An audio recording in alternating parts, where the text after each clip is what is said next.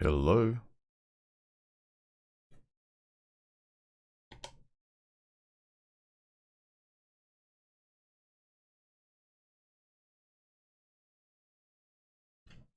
Good morning, everyone. Let me know if you can see and hear me properly. It looks good on my end, but I can't always tell. Sometimes there's something in between.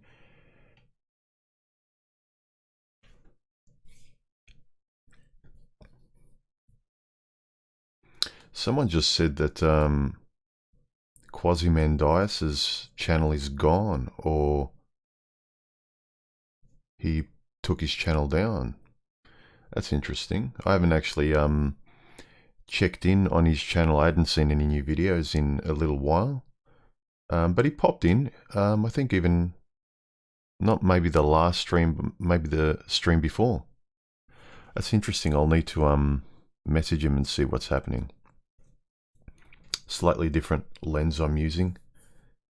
A little bit narrower. The last one was a 12mm. Sorry, the last one was 24mm. This one is a 30mm. Let me know what you prefer. As always, if you want to ask a question, make sure in the stream you highlight it with emojis. You know, bracket it with a whole bunch of emojis just so I can see it. Hey Donna, yeah, Melbourne weather's a bit mental. Actually, I prefer this weather today. A bit cooler, overcast. I'm not a summer person, but to each their own.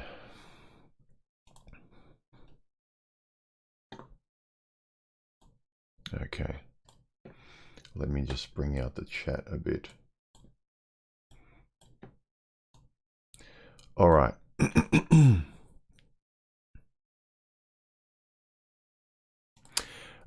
Someone just says Quasimen Dice is still there, but only 8 videos remain. He might have got rid of his older content. He might have changed his views. I'm sure we'll find out.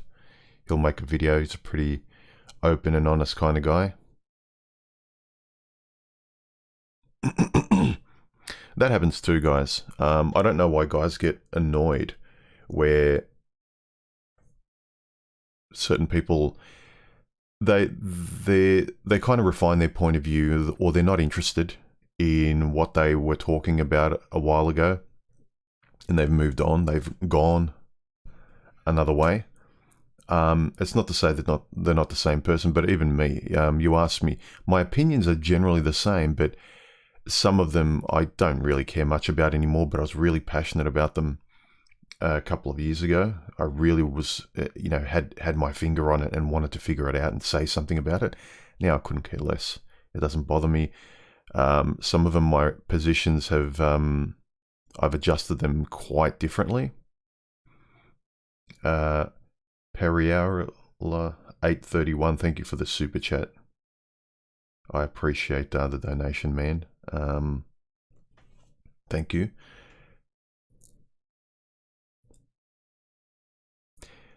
Estiva says, hey everyone, depressing Melbourne weather here. Why does everyone dislike this kind of weather? Am I weird? I love this kind of weather. I remember hearing somewhere a psychological, it wasn't an experiment, but just I think it was a question they posed to somebody, and they said, imagine you're a dog and you've been locked out of your owner's home and you can't get in and you're just sitting outside in the rain. What's the first thing that comes to your mind? What would you say if you were that dog? And most people would say, oh, why is the weather so awful? I want to get out of the cold. It's wet. And I think that the rational response is, if you, it's a show of empathy, whether you can actually see yourself from the dog's point of view. It was that the dog's probably thinking, why doesn't my owner let me in? The dog wouldn't actually think about the weather at all, or very little, not as much as we would, but we place ourselves in the dog's position, whereas we don't look at it from dog's point of view. I think that was the thing. I probably butchered it, but anyway.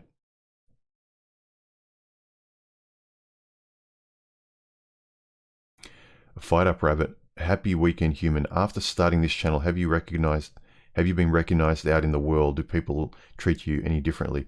No, I've been recognized once. I felt bad because I was with a female friend and she didn't know about the channel. A female friend I'd only met in the last, say, 6 months. And I could tell she's not really into this stuff, and I don't want to have a debate. It's different if a person has a healthy intellectual curiosity and they're interesting to talk to, because I know some female friends and people that they're almost feminists. In fact, I do know one old school feminist, but she's in her 60s. But I can have a really, really interesting and fun conversation. She's not personal. She doesn't attack me.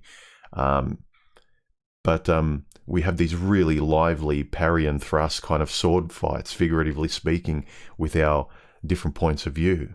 But she's never personal, and she's always fun to talk to. But most other normies, they get personally offended by ideas. So this person recognized me. They came up to me. I was having a coffee with this female friend at a pub, and they came in between and said, "Oh, sorry to interrupt, but human, I love your stuff, man. Just wanted to say," and it was really awkward. And she was looking at me funny. I said, "Oh, sorry, man, you must have me confused with somebody else." And he seemed like a really nice guy. So if you're that guy and you come across this video, it was me, and I felt awful, but I had to think quickly and say, "Sorry, man, it's not me. I think you got me confused with someone else." And he said, "Really?" And he seemed genuinely nice. But yeah, that's the only time it's happened. But I mean, come on. I think I went to the bar, went to the toilet. I wandered around a fair bit on my own. I didn't spend all my time with my female friend. And not once, you can approach me on your own if you don't know me, just in case I'm with somebody else. I don't publicize it. This stuff is kind of personal, and I share it with other guys where it might be personal. Look, eventually it'll come out, but, if I'm with somebody, just have a little bit of tact. Because I don't advertise this to the world. I don't put myself up like on some podium saying, "Hey, look at my channel. Or, look at these things I'm annoyed with," or whatever.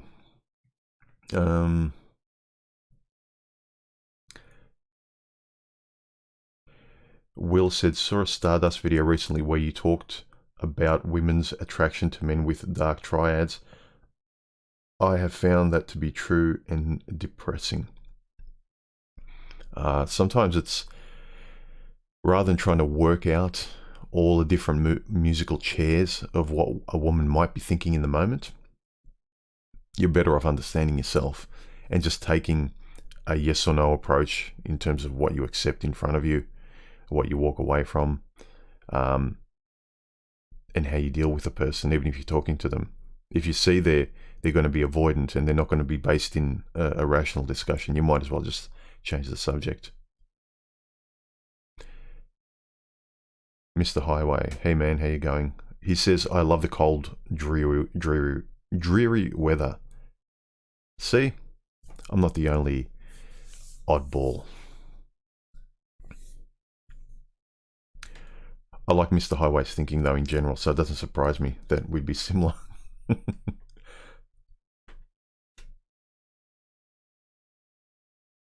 Okay, hey Red Pill Mentor Tokyo, morning man, hope you're good too. I caught your last couple of videos talking about estrogen. Interesting. You really have to sort of stand still and pay attention.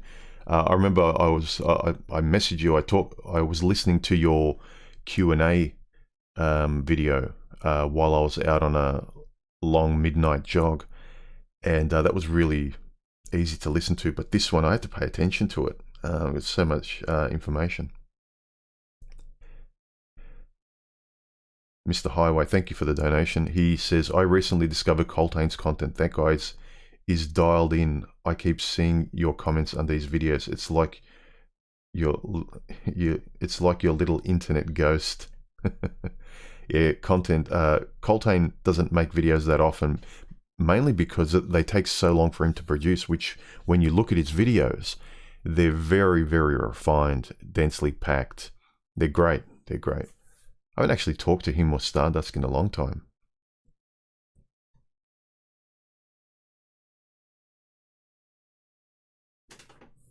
Maddie says, I feel sorry for you thinking about life so hard when it's all futile in the end. Well, sure, but while you're here, aren't you going to dance and think about how you want to dance? Sure, you get born and, you know, the lights get turned off at the end. What do? Are you just going to kind of just wait here and rot? You know, don't eat. You know, it's going to come to an end down the track. You might as well speed up the process. What's the point? It's kind of like you got let into a party and you're going to say, well, the lights are going to get turned on at the end of the night anyway. I might as well go home anyway. It won't last forever, so what's the point? Movies don't last forever either. I don't know. Maybe, look, I'm different. Yeah, you're right. There is no point to life other than the meaning you give it, but why not do something while you're here? Why not talk to friends? Why not engage in life? Again, just check out the video Spetsnaz and I just did talking about Richard, i.e. Paul Proteus. So, like, it's really grateful to have sort of known him through his videos.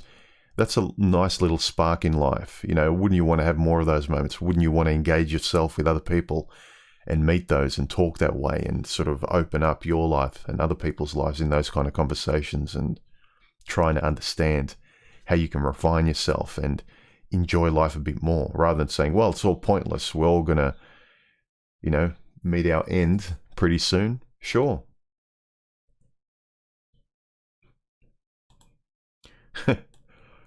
It's might as well like you go to someone you care about, their party, and they make a beautiful chocolate cake. It's like, oh, what's the point? It's all going to come out in the toilet anyway. All right, obligatory coffee. I'm trying to be very quiet. One or two people actually said when they hear me making drinking sounds that they get offended.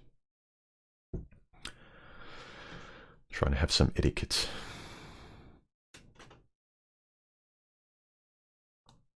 All right. Remember, if you want to ask questions, gentlemen, or ladies, if there are any there,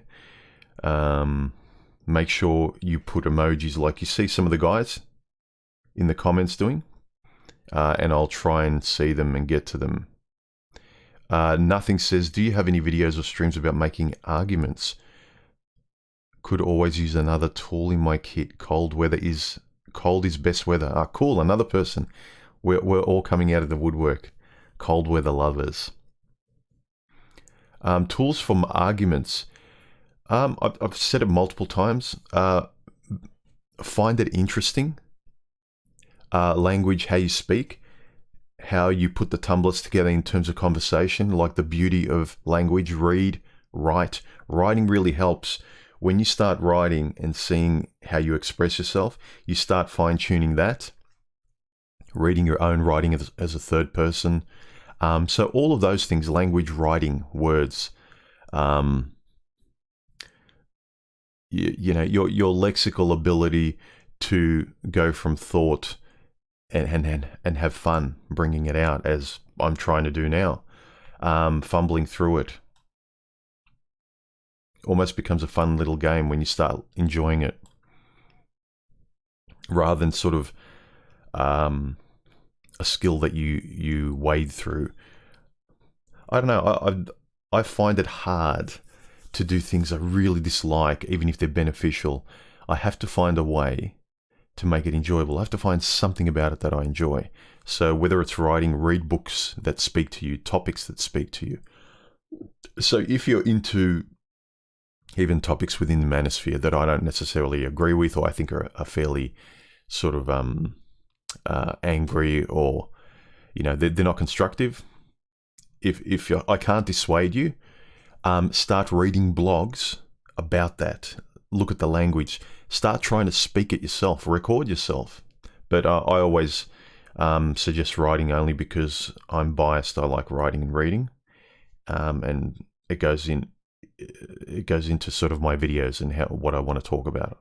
I like refining it on paper before it gets from here to here to here.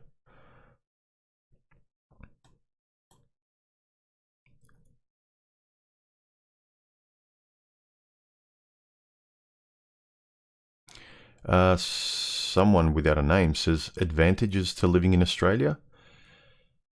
It's actually a not bad way of life. Yeah, we're overtaxed, but in terms of price of things, it's not too bad.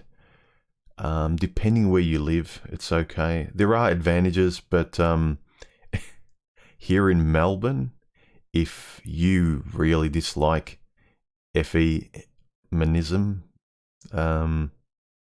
yeah, this isn't the place for you. Although I think around the world, because of the pestilence that's going around, I think everyone is kind of sick of the left and all of their buddies. So that's been toned down. People, I've noticed, are having less and less patience for what someone decides to call themselves, or I'm offended at your point of view. It's like, I don't care. I've got food and shelter to take care of.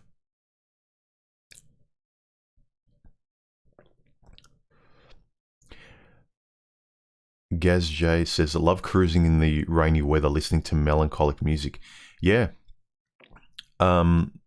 Sometimes if I'm in the mood to just kind of zone out, I do that too.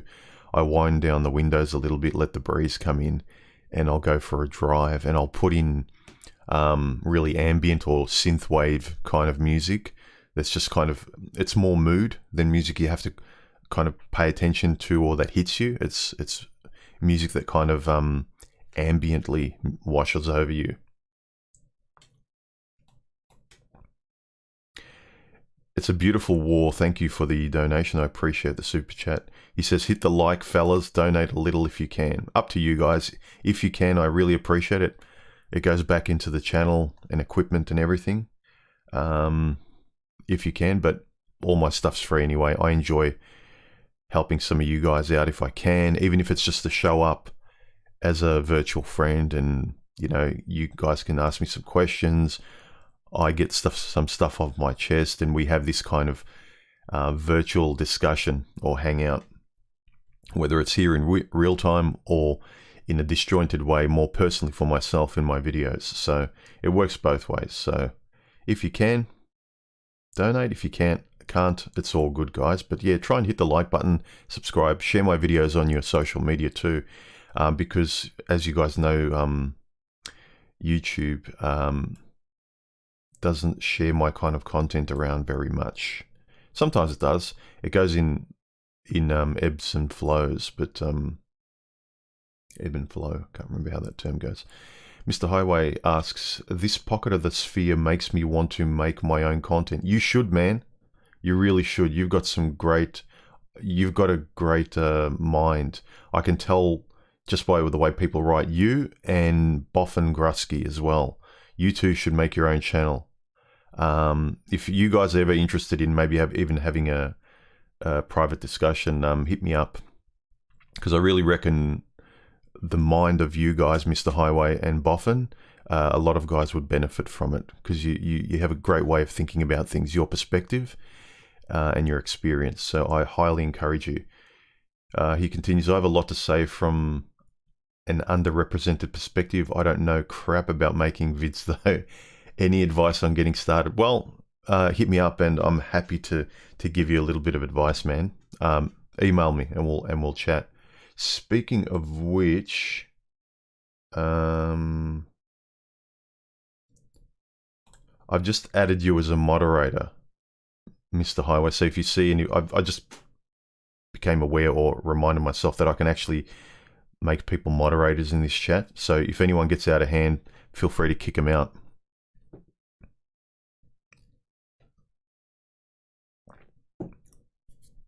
You have the power.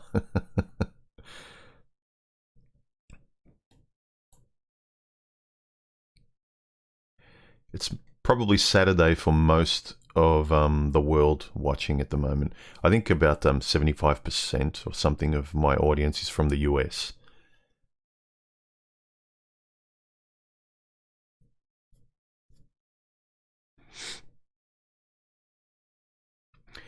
Hey Joe 212 says, men are accessories to a lot of women. Oh yeah, back to the topic. Do you feel that women look at men when dating like they do shopping? I think a lot of times. He's 6 foot tall, but doesn't make six figures. Next door. Yep. Or is he popular? If all the girls want you as a product, then she'll want it because she's in competition with other women too. So you've heard the story of the woman in the office where there's a group of girls and they're talking about the guys in the office, and one of the girls said, John over there, he tried to come on to me, but such a creep, I don't like him. And the other girls in the group say, I think he's really hot, or I'd go for him. If you won't, I'm going to go for him. And the other girls say, I think he's fantastic. And unanimously, all the girls say, I'm going to go for him if you don't. He's funny, he's rich, he's got this, he's got that. Then all of a sudden, this girl that didn't want him and was bragging that he was a dork or an idiot, now she wanted to reject him. All of a sudden, it's like, oh, well, I've got the best chance of getting him, and I'll go up in the status hierarchy of this group of girls, and they'll revere me. And then all of a sudden, now she wants him. You know what? John's not that bad when you think about it. I might actually go out with him. And so, she sticks it to the other girls now. Now they can't have him. So there's a shopping aspect of, in terms of what's fashionable, they'll go for it. Or if that factor doesn't come into it, where she's not competing with other women, it's just on brand, where she is competing with other women on a subconscious level because the brand is popular because other women like it. So it does come into it. I've often noticed that women treat relationships like a new pair of shoes. It's all fresh and good, or the honeymoon period of getting to know a woman. It's all fresh and good. And then you become like an old pair of shoes and then she wants another one. But this is the thing they can't help. But a lot of women, they're not lying when they say, look, I really like this guy, or I really want that pair of shoes. I swear, it's like a kid at Christmas. Mummy, get it for me. If you get me this pair of shoes, I'll never want another pair of shoes in my life. Get me this puppy and I'll never want anything ever again, I promise. So they see a guy that they think, I want this guy now. I'll be happy forever. I never want any other guy. All of a sudden what happens is he's like a pair of shoes that gets old. It's like, I want another pair of shoes. Yeah, I know last week it was the only pair of shoes I ever wanted, but this week I just want to shop again. Retail therapy, the term, didn't come from a man. Let's put it that way. So I agree. Women, as an analogy, it's an apt one.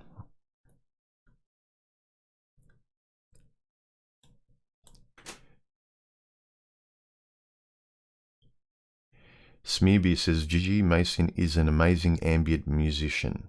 Never heard of him.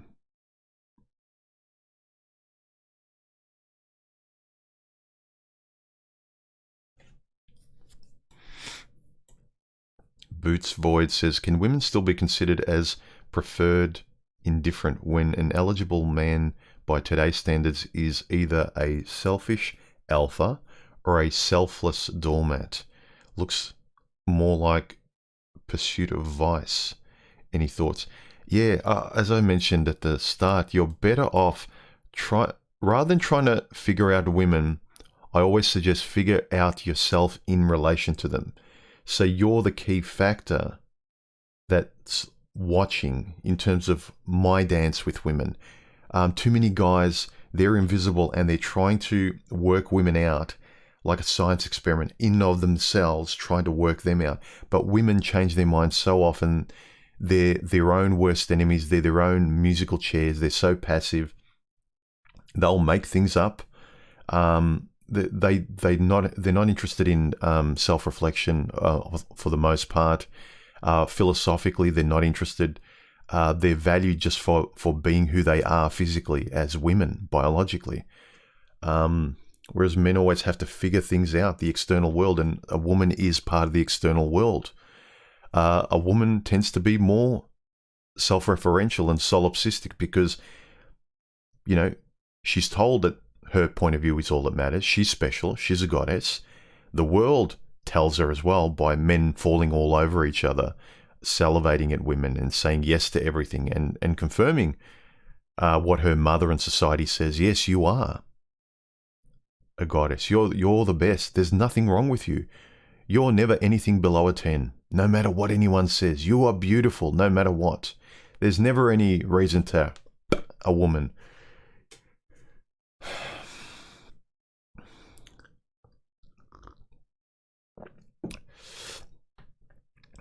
Yeah, so don't try to understand women. Understand yourself and women in relation to you. Always put yourself as the observer, the person asking the question.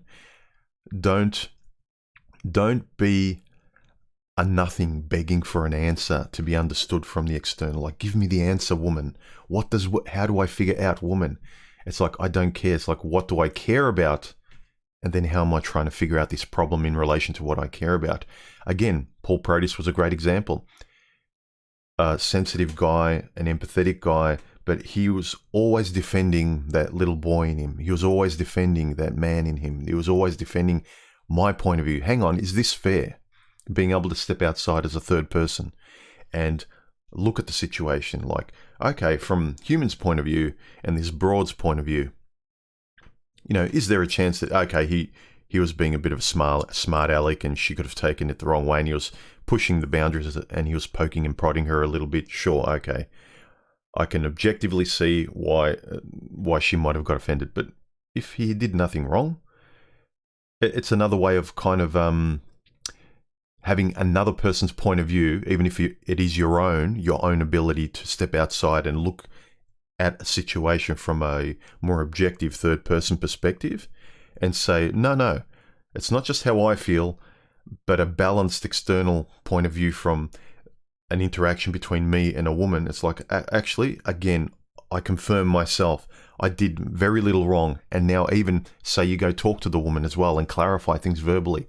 Again, you start seeing she's the one that's being completely one-sided and you weren't in the wrong. Or maybe you were. It's a good way to kind of stay empathetic and sympathetic to the world. You're not the only thing that exists. But, this is the important but, men need to make themselves more important because there's so many men that are invisible. All they care about is the external world, including women, which to a lot of men are the most important thing in the world. They're the most important externality to their existence. You know, if I could only figure her out, if I could get this thing right, all my life would be good. If you're married, perhaps, because it's the biggest anchor in your life if it's not working well. So it's not a lie, but your perspective has to be from you. Ryan says you're close to 100k human. Yeah. The progress has slowed down a lot in the last couple of months since December. But that's just the way it is. Hopefully it'll pick up in the next couple of months.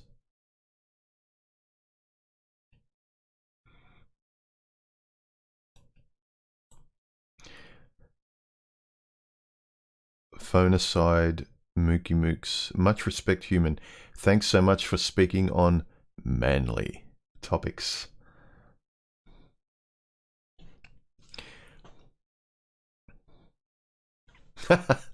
Mr. Highway says, I've got a wrench to hit people with. You do. If I give you a wrench, I respect you. You're the first, Mr. Highway. Also, I only discovered my ability to give other people the power recently. I laugh if Mr. Highway just starts getting rid of everybody on the chat. I just see my numbers go down.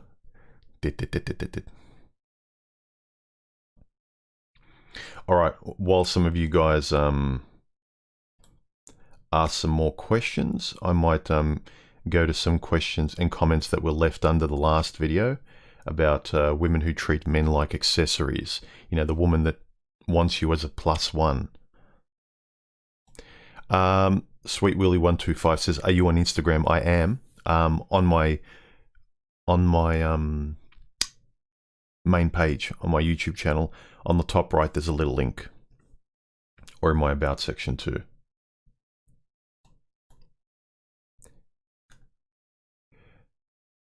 Beyond on, thank you very much, man, for the donation, the super chat. I'm very grateful. He says, hey man, thanks for the videos. Found you a few months ago and it was right on time. I'm glad I was able to help. Look, I'm trying to kind of give back because I remember back in the day, there were a lot of content, there were not a lot, there were a handful of content creators that really helped me where I was going through a lot of crap. I felt alone. There's no one I could talk to because the standard answer, even to people in my life that were, you know, that cared about me was, well, you got to move on, or, you know, you'll find the right one. It's like, it's not what I want to hear. I want to talk to somebody about what's on my mind. I want to figure things out. And you telling me, well, just go shopping again. You'll find a better pair. It's like, that's not helping, man. Like, get away from me.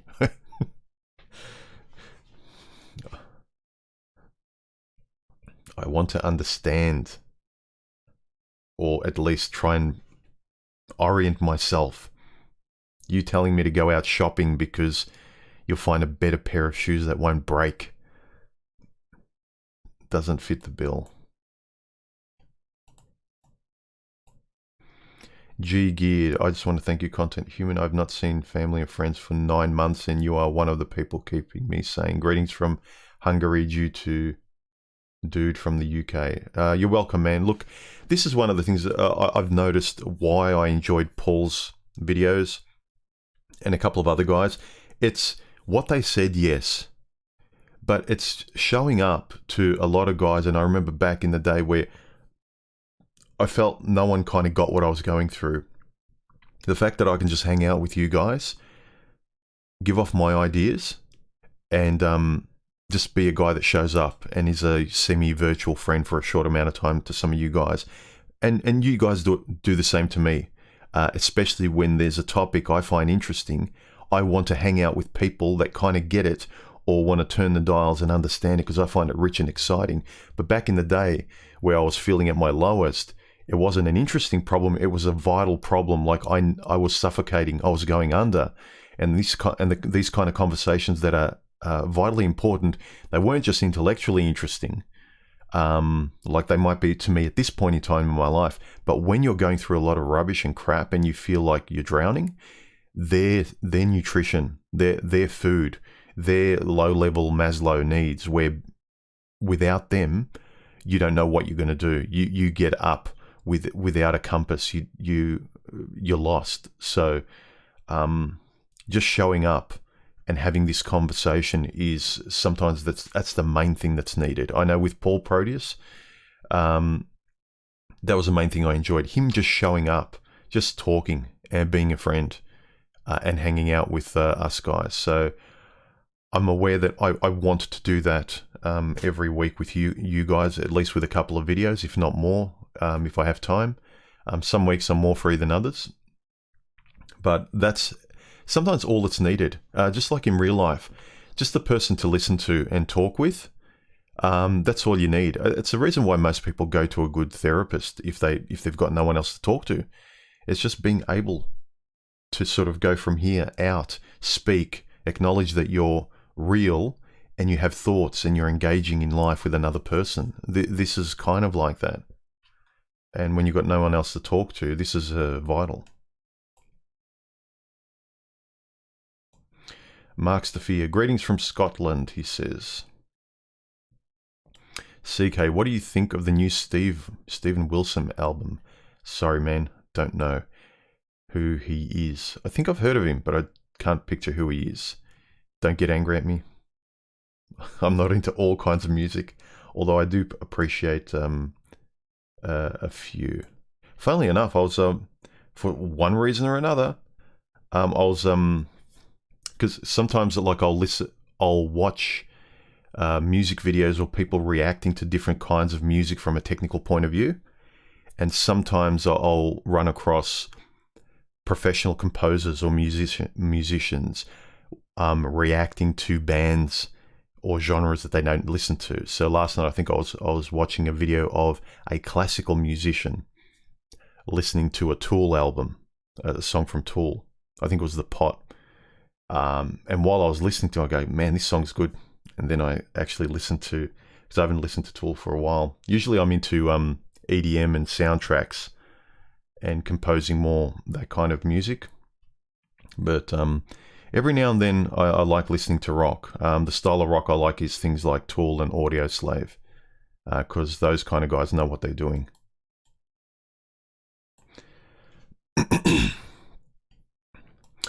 Red Pill Mentor Tokyo, he says, there was a study where women were to judge a man's attraction by 3 images.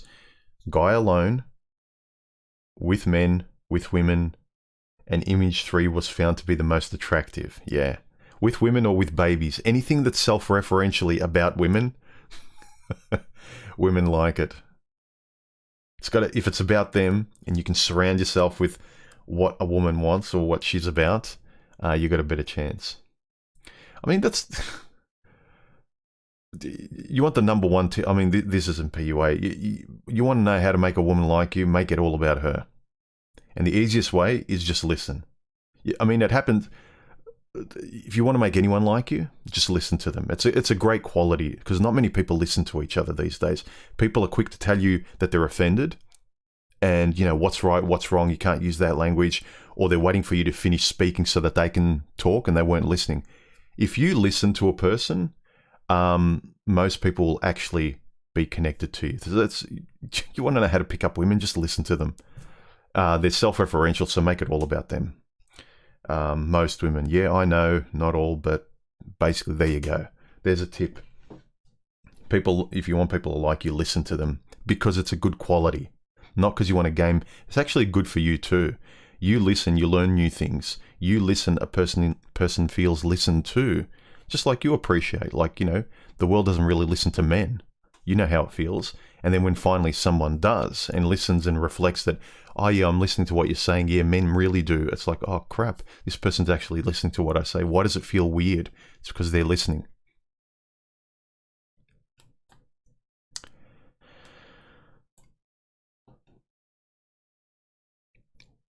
Nick says, question.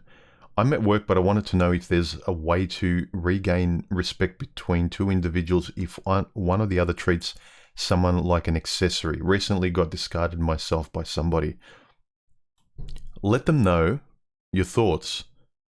If they still dismiss you and treat you like an accessory or an object, you know, you just walk away.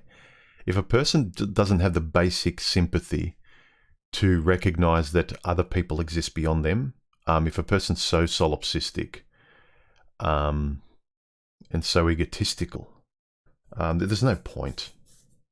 So talk.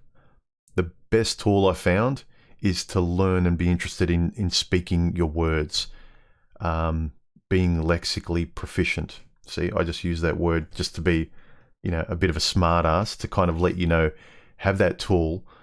So you have fun with language, you'll have fun with people, in a good way, in terms of communication. You'll find conversation interesting. Your conversation interesting. And when you're talking to others, they'll find your conversation interesting and they'll be engaged. And you'll quickly find out, because you're interested in language and talking, you'll quickly find out, no, this person's a normie. They've got the same thought patterns as the news.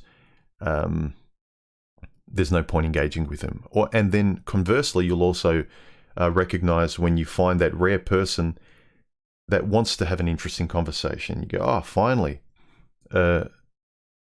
water in an oasis in a desert.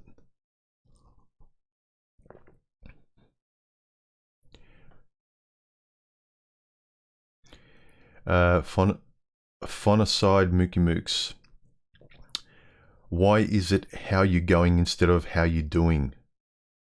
I think it's just a colloquialism of Australia. How you going?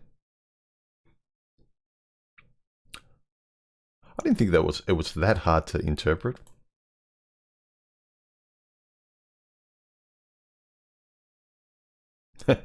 Melee. It's like understanding a vegan eating a hamburger. Simple Man. Women's reality is what she feels in the moment. Only men need to live in the true world, or else nothing would be invented, created, and maintained by us men. Yep. I talked about a little of that in, I think it's my intro video to my channel at the moment, The Alone Man. I talk a lot about a man is interested in intelligence, philosophy, working things out in the world because there's nothing beyond him. He's one step close to being homeless and on the street if he isn't engaged with life realistically and with people. Whereas a woman has a bit of a buffer before she reaches homelessness. So intelligence and reality isn't as pertinent to a woman.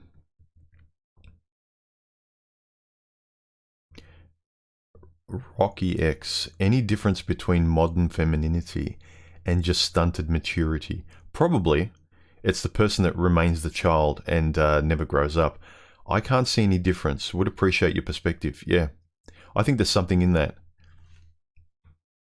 Stunted, like women not allowed to sort of be adults or mature women, remaining little girls, and they doing it to themselves as well as drinking the Kool-Aid of what the system gives them and you know, anesthetizes them constantly to remain children. Or is it stunted maturity or modern femininity? One and the same. I think it's just semantics. But the stunted part I agree with. Sebastian Burke. Hi, human. Can you name the 3 elements that come into mind on where to look if a lady is worth your time? Long term. Can you be open with her as a friend? Can you talk about everything? Do you find yourself censoring yourself because you feel or know, or by your short discussions with her, you kind of know that you can't talk about this stuff? I don't want to offend her. If you can't just be relaxed and open, there's a difference between, sure, you just meet someone, you're a little bit nervous because your biology is attracted to them. There's something about them.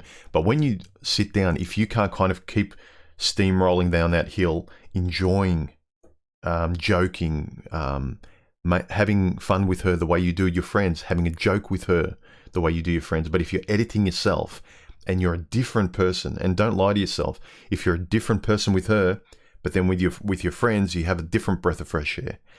Try and be the same breath of fresh air with her. It's just the added component, you want to sleep with them. That's the difference. But if you edit yourself because you want that factor, I think that's a good sign that they are not for you long term. Or short term, even if they're really nuts. Because short term nuts can turn into long term, whether you want it or not, man. So it can be dangerous.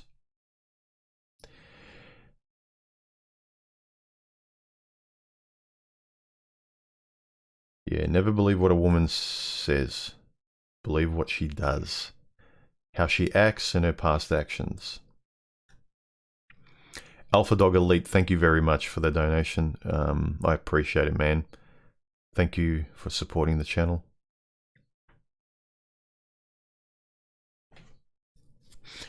Remember, put a whole bunch of emojis in your comment if you want to ask me a question so I could see it stand out. Nick, how do you rekindle respect? Look, if objectively you're not being an a-hole, if a person doesn't like you, if they don't respect you, sometimes just people don't like each other. They don't fit, they don't mesh. I've met people where I just kind of feel like nothing against them, they're just not my kind of person. They're like a movie, a genre of a movie you have absolutely no interest in, or one that's actually repelling you.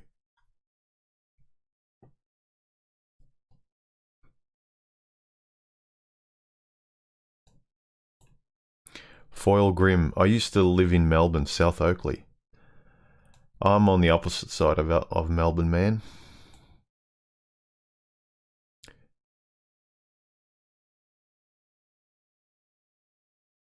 Ens Maglarin, good evening, Mr. Human. Yeah, good morning from here.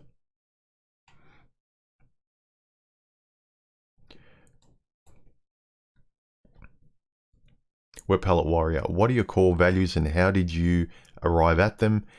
Have your personal values changed since first being aware of the Crimson Capsule?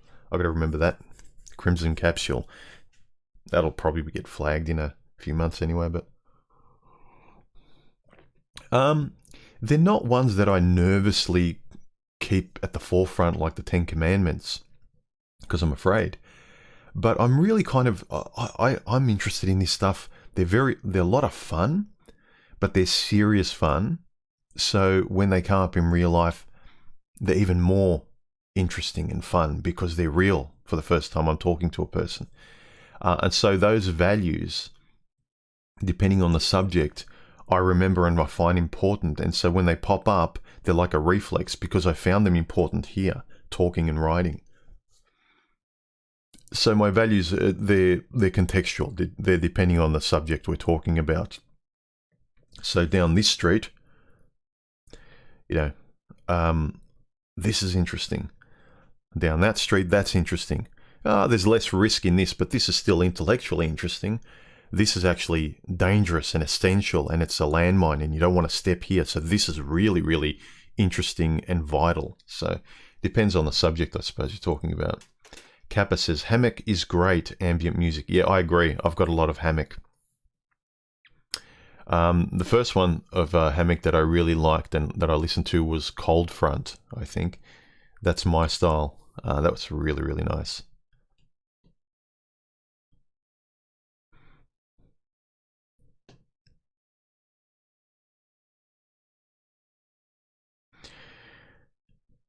Needy Cat. Donna, what are you doing here? She's been here a lot longer than you, Needy. Stay cool, everyone. Don't get angry for no reason.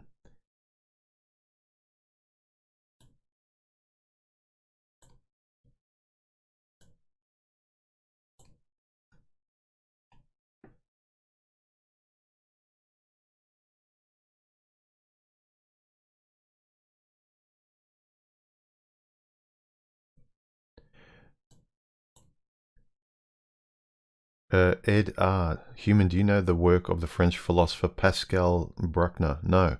Worth looking up. He's a true Renaissance man. I may do.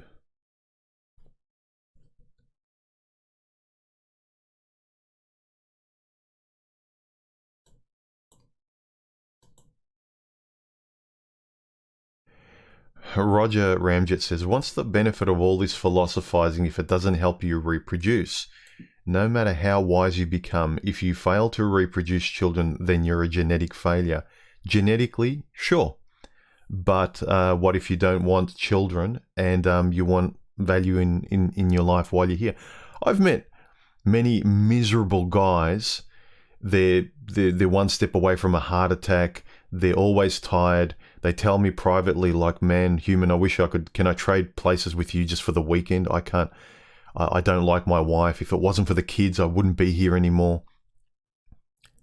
Yeah, genetically, he's a success. In all other conscious aspects, he hates his life. He feels like a failure. Every waking day is friction or a fight, or he wishes he could go back in time and make another choice. Okay. Look, you want kids, your bag, right? It's never been my bag. But sometimes I think it's such a cop-out to kind of say, doesn't matter what you say, how you think, what kind of values you have as a human being, how decent you are, how you treat people, how much you want to be a better person yourself. Like, you don't have a Ferrari. You don't have this. You don't have kids. Man, like rats do that and reproduce. It's no big deal. Oh, a rat's a success, A rat's more of a success than human is. Oh, well done. Give the rat a medal. You have kids, I'm not belittling kids. They're great, but they're not for me. It's such a glib, offhanded comment. No matter what I say and what I do. Look, I mean, I'm not... sure, from a genetic point of view, you're a failure from that point of view. But, I don't know. It's contextual, man. Like, reading a book's a failure because you're not out there banging every broad trying to be a genetic, victory in your life. Like, if that's all it is, we'd just be sort of savages running around the streets just trying to impregnate every woman to be a success. to get that gold medal. Man, like, forgive me, but there are more important things than doing this like a rat every 5 minutes.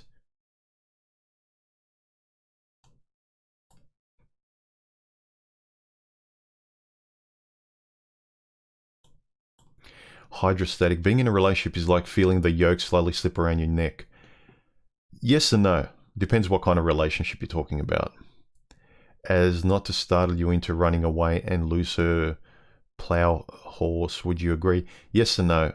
Again, I find that's why I say it's vitally important you see yourself in relation to because everything in your life is a relationship.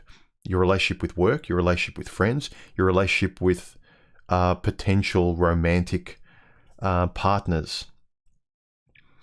If you're cool everywhere else, you can stand up for yourself and everything, but in this domain, as soon as you get with a woman, that's it, it's over. She's got you, and she's going to sort of, mash you into the dirt, and your life is over. That's something you need to address for yourself.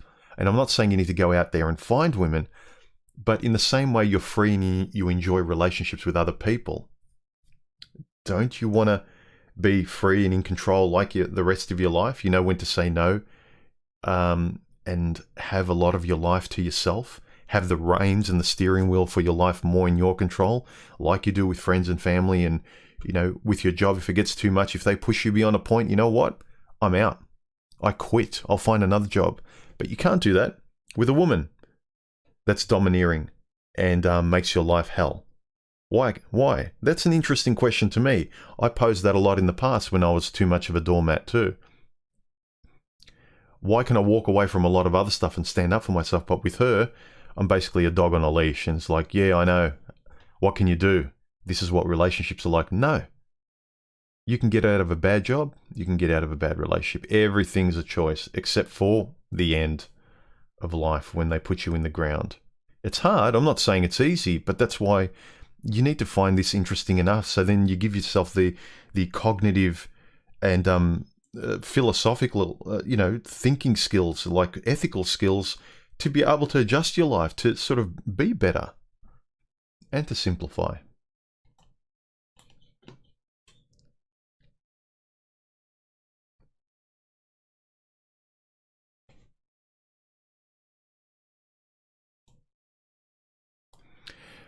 Somtum says, I know you enjoy reading works of great thinkings. Ever read of these authors? Ernest Becker, yes. Hermann Hesse, heard of him, haven't read him. His books are thick. I think that's why I've avoided them. I don't have the time. Henry David Thoreau, yes. I have a couple of his stories. He's great. Walden, he's the most notable. Alan Watts, yes. Carl Jung, yes. Friedrich Nietzsche, of course, yes. I've mentioned Friedrich Nietzsche's quotes in a few of my videos, actually.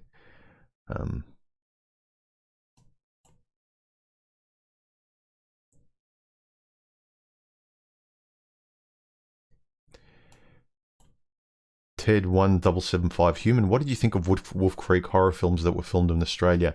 And are you a fan of horror films? I am. I found them a bit grotesque, shock value. I like horror movies, but smart ones. I'll give you an example. I don't watch many because they're very childish, and today's horror movies are all shock value. Examples of horror movies that I think are done well. Mama by Guillermo del Toro. He's more a modern director, but I think he's sort of a lot of his skills were sort of born from comic books, which I'm a fan of too. And a lot of the old school psychological ones where they don't show a lot and you get freaked out in your mind, like Exorcist, especially 3. I liked 3, especially the start of it. The end was garbage, but the start where a lot was unspoken and you didn't know who was doing what. So those kind of real weird psychological horror movies where someone's pulling some strings and you feel uncomfortable, you know they're pulling it and there's nothing you can do. That's really good horror for me.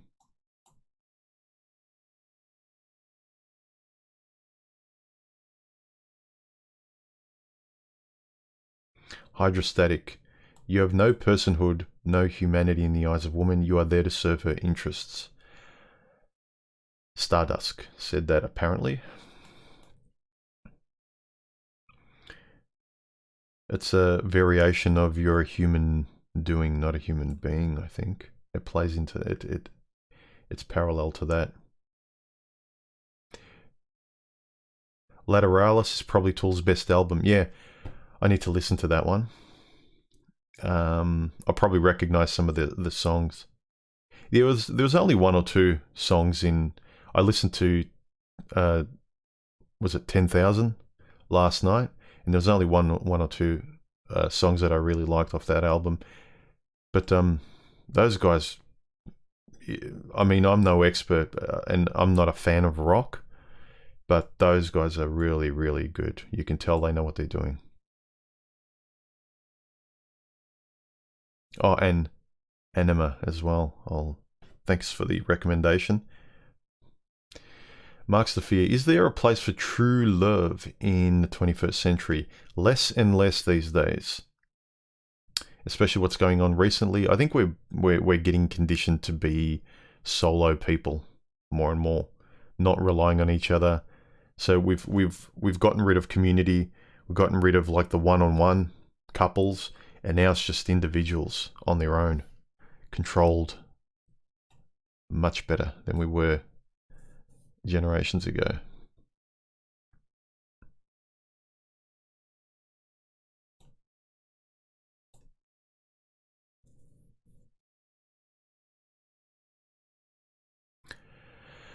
Boots Void said, I often stood out for myself against women out of self-respect, I thought, but I feel as it wasn't coming from the right place. Is there a clear distinction between self-respect and pride?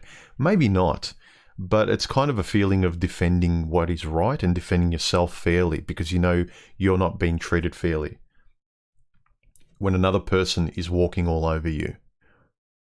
Even conversationally, or even in the thoughts being discussed, or you're not given any space in the room, in the conversation, in life with this person.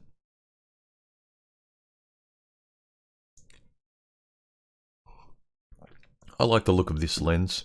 I think it's better. Maybe my head's a bit bigger. I need to step back. I really like it. The other one's wider.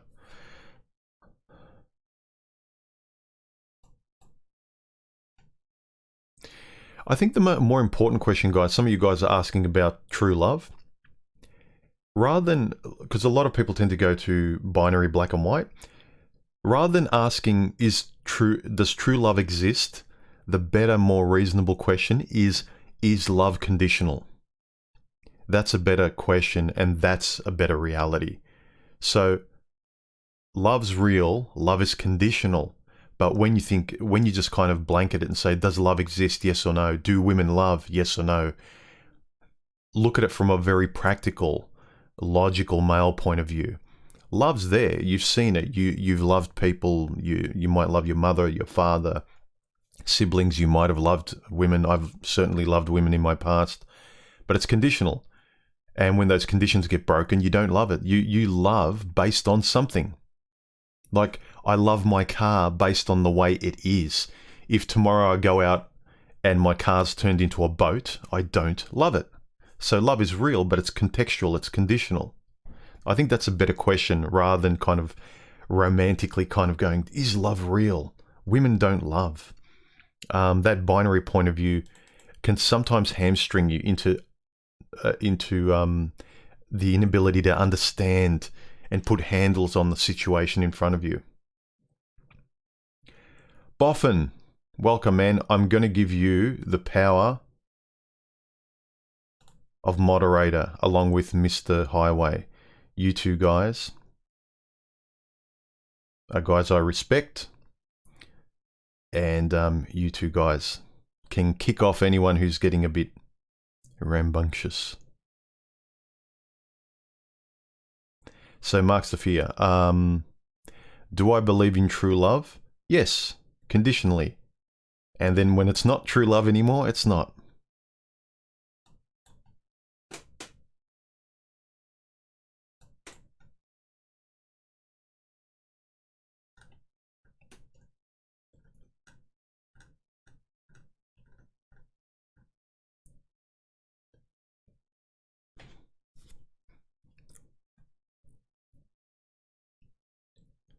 Boffin says, women are oral creatures. Words are more stimulating than pictures. Whisper sweet nothings is a saying for a reason. Yep. Make a woman feel. Make her feel. Make her feel.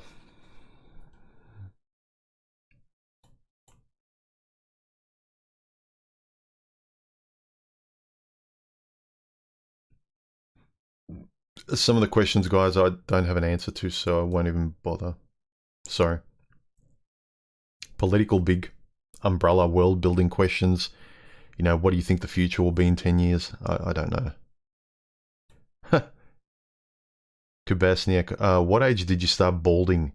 Did it affect your mental health and self-esteem at all? No. What were women's reactions to you? A lot of them, especially my family, didn't like it when I started shaving my head. This is the thing, I always wanted to shave my head. I like the bald look. I like the practicality. But when I was younger, I was very, very thin. And I looked, whenever I did slowly try and shave my head to, you know, just number 1 or number 2, I looked ill because I was so thin as I started to fill up in my 30s. And then I went shorter and shorter, and then once or twice bit the bullet and went down to 0 with the clippers, or number 1. Then people in my family said, you know, it doesn't look too bad on you now, you filled out. So I always wanted to shave my head. I had this fetish. It's practical. You know, no more shampoo. And I like that kind of look. Worrying about my hair and all that kind of stuff, I never kind of... And then the only people that cared about my hair was like women. It's like, oh no, your hair looks better like that. And it's like... Yeah, I had a predilection to having this look. And so when I finally was able to, and it suited me, I was actually happy. And in fact, when the average woman would tell me how to dress, I'd go the other way. I have to respect and like the person to value their opinion. So when the average woman says, I don't like balding men, that's like, good.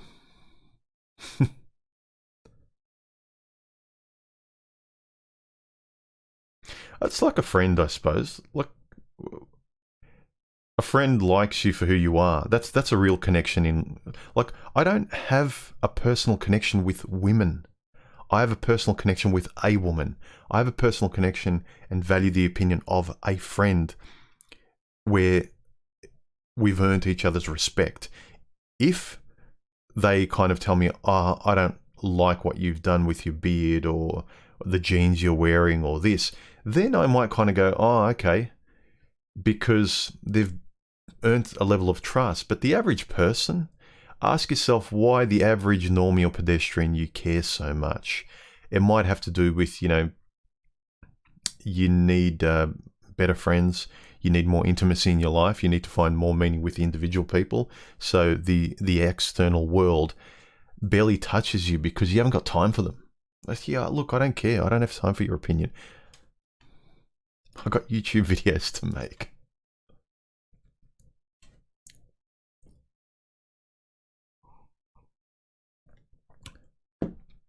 Berserker, why are women faithful to men in prison but will cheat on a soldier at war? Good question. I think some of it's connected to women's hybristophilia. So they've got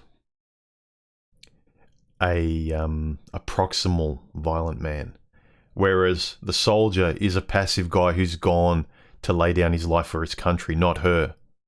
You know, I'm going there to fight for my country. Oh, I'm not most important. Oh, that's cool. I'm proud of you. Whereas this guy in prison, he's a single guy who doesn't care about his country. He's going to protect her and her alone. I think some of that plays into it, maybe subconsciously, but it's a good question. I don't think women connect the soldier at war with being a violent man. He's a really good domesticated guy with a gun who will fight for the country, and that's nice. That's admirable. You put it on a greeting card. But this guy, this one single brute in prison, he'll protect her and her alone. She doesn't care about the country. She cares about herself. And this brute, this alpha in prison, he's focused on all his violence and protection will be focused on her, not the country. He doesn't give a crap about the country, and neither does she. Danny, humans are Westie. I am.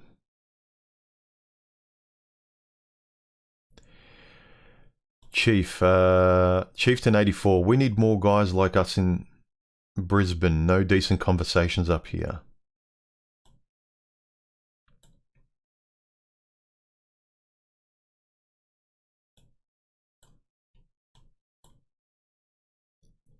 Rocky, hello from Hollister, California.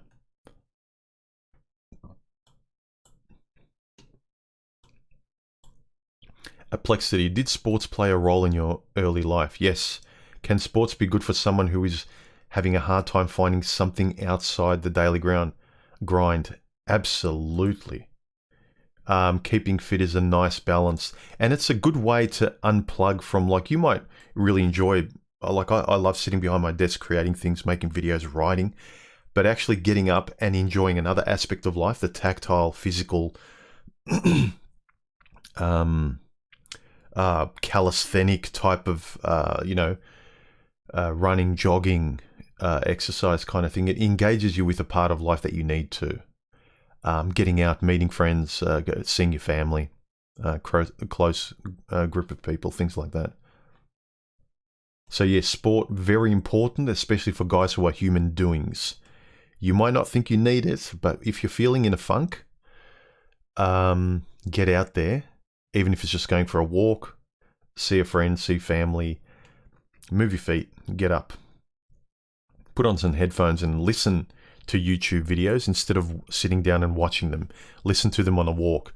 You'll notice you actually feel better. I get a lot of my ideas walking because I think it oxygenates my brain and I'm in a meditative state without even trying to. So I'm just walking on autopilot in a meditative state, jogging or walking, and I'm listening to ideas, and then all of a sudden my brain expands, and then I'll come up with another, tangent of thought based on someone I'm listening to, a podcast or a video. And then I'll go, hang on a minute, let me write that down. That's maybe a great point of view I can make into a video, or something I can put in the mental folder that might be able to be part of my philosophy, or something to think about. Ed, have you ever entertained the idea of buying a professional espresso machine? I have, but I'm also trying to cut down my coffee too. I've gone from 3 to 4 a day to max 2. Sometimes I can get by with just one. Not get by, like I can do it I'm fairly good with my diet. But as long as I don't go overboard. I find it hard to sleep.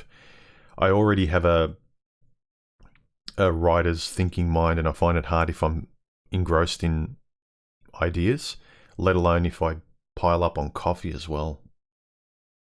But yeah, I just love the design of coffee machines, cups.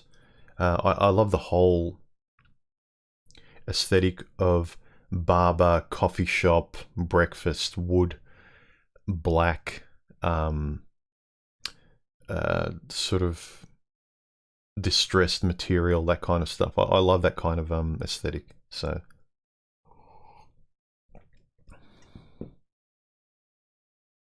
yeah, I thought it was funny too. Nothing says the purpose of philosophy is breeding? Question mark, question mark, question mark. I don't think so. It's trying to work things out. But you don't have to think.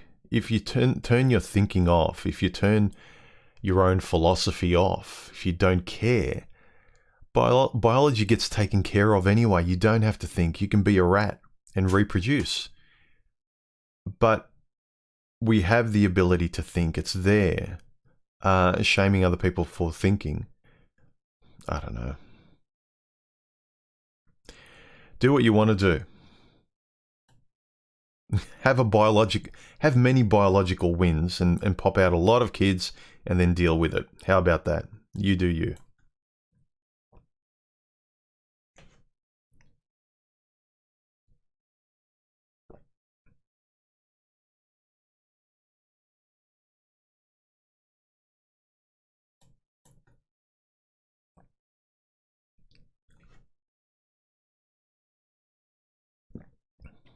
All right, let's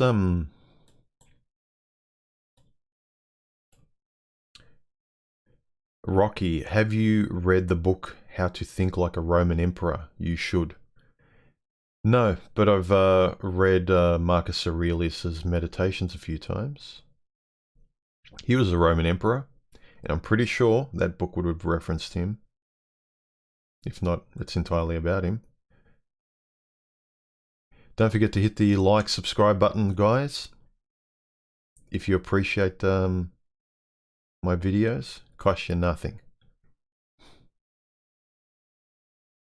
It's free.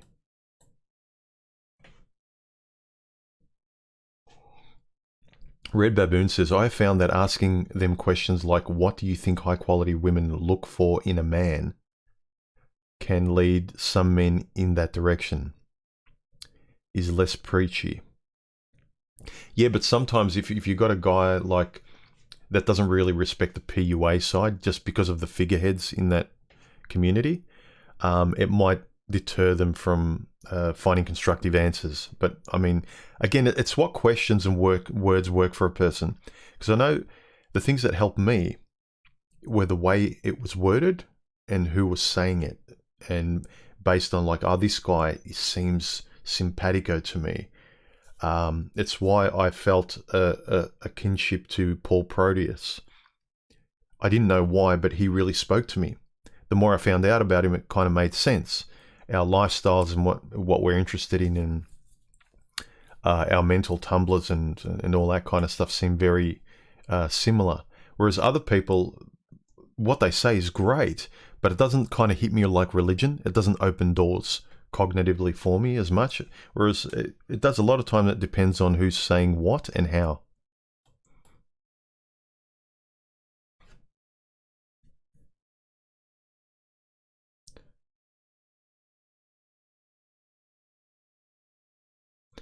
Ed could care less about failing genetically, being considered a genetic dead end. Me neither. That was, it's like someone, like, I appreciate, I know that's the reason why we're here, to reproduce, but I'm not wired like that. I don't have that chip. I just don't, and I can't pretend to. So it doesn't offend me. It doesn't, you can't shame me. Ooh, you haven't had kids. It's like saying, ooh, human, you're not gay. Okay, like, I'm not wired that way.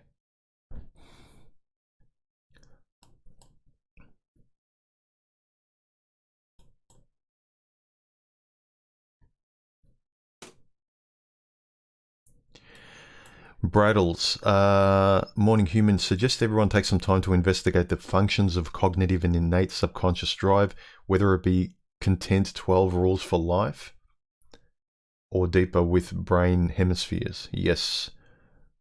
The more you're interested in how you think, speak, your subconscious, your reflexes, especially if you get frustrated at certain reflexes and you know you'd rather not be that way, or if you see other people having an easier time of life in certain situations than you, and you don't know why you've got these reflexes.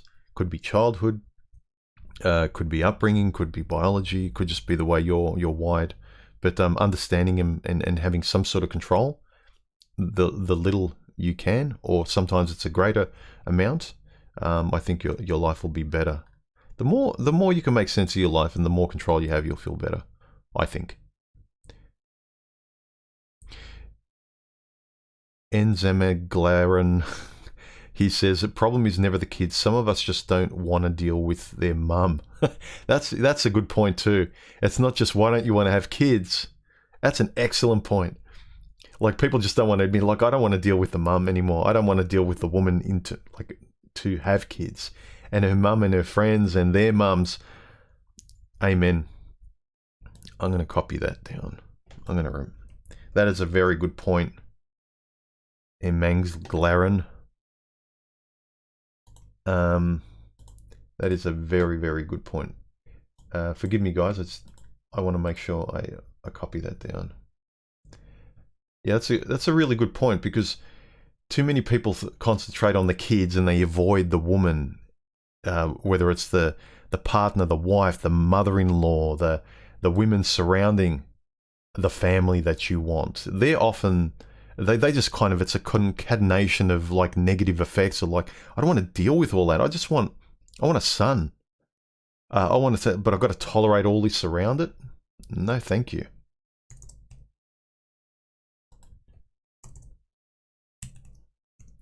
All right.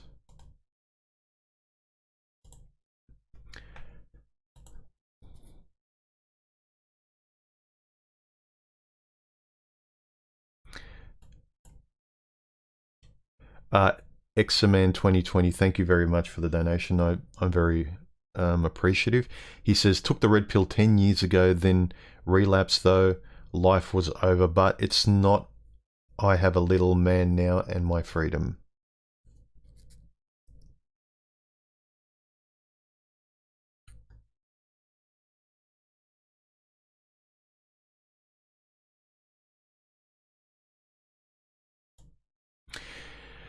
Kubasnik says, I was fascinated by Nietzsche back in the day, but he was a failure in personal life. Yeah, I know. Didn't he talk to his best friend was a pigeon or something? And I fell into the deep, dark end. He was insane, and I find his way of life horrible. He was, but he elucidated some things to think about. I think it's, you don't idealize someone like a deity, and you don't say, I'm going to be an acolyte of this person. The best you could do as a self-respecting person is to sort of cherry pick a buffet of information and goes, that's interesting. Let me think about that. They've got an interesting point of view. Let me write and think about that. But always as yourself. But don't take someone else as your mirror, as a blueprint, and you forget who you are and you don't ask your own questions and you don't work yourself out. I think that's the important bit. But I agree. Nietzsche's personal life was a horrible example. But also, I like Bukowski as a writer. But he was a terrible... I'd never want to catch up with that guy. Like, he was a horrible drunk. He wasn't he didn't seem like a nice person to hang out with, but his writing was good. So as long as you can sort of take the medicine you need from the person, you don't have to sort of drink everything. You don't have to take them as a person. But if they're a good writer, or philosophically speaking, they have something valuable that you can take away, why not? David Lynch films are decent, yes. David Hendricks, thank you very much for the donation. I appreciate it, man.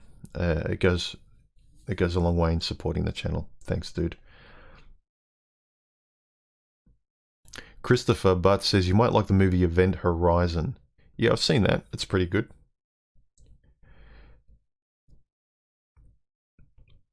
Red Baboon, do you think there is a correlation between social class and hypergamy? Yes. What branches you actually have the ability to reach, depending on your social status. That's a good point too.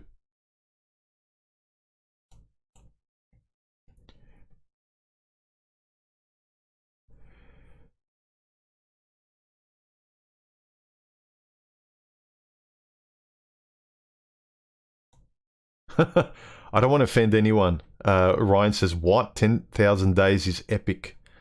I like it. But I'm not a real Tool listener, and I've only recently started listening to them, and they're great. And I just discovered the song The Pot, and I thought it was awesome.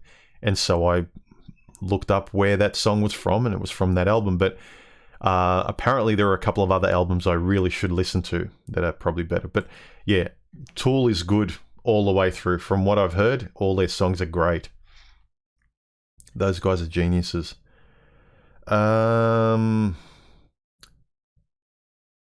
Tucson Razorbacks. Ridley Scott is my favorite. Yeah, director. One of my favorites too. Ridley Scott, James Cameron, Guillermo del Toro, especially for kind of more sci-fi comic booky things that are, he can make them more realistic. Yeah.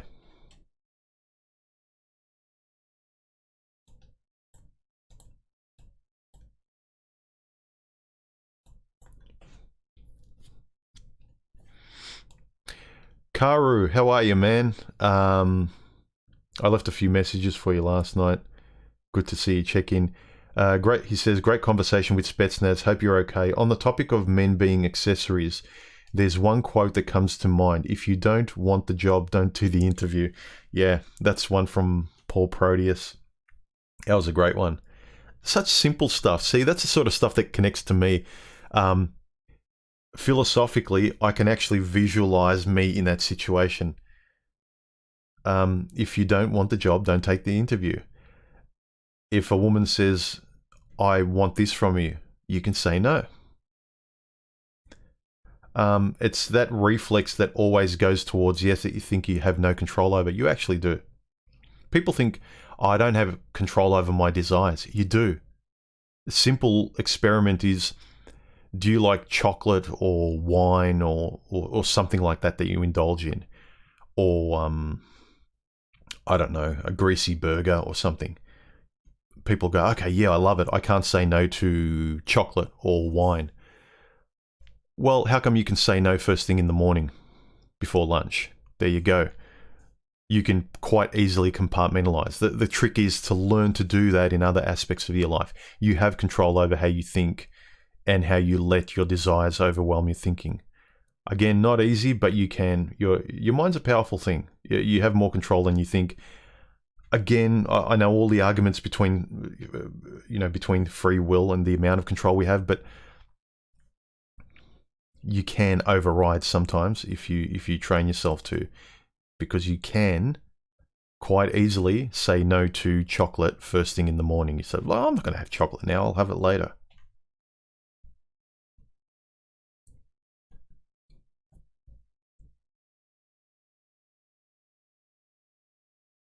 Carrie says, human, get laid, please. Why? Why are you interested in my sex life more than I am?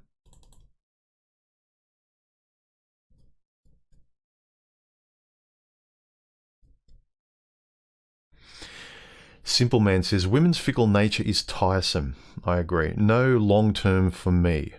We men value stable times and experiences. This is the thing. If I find a good friend, I value the friend.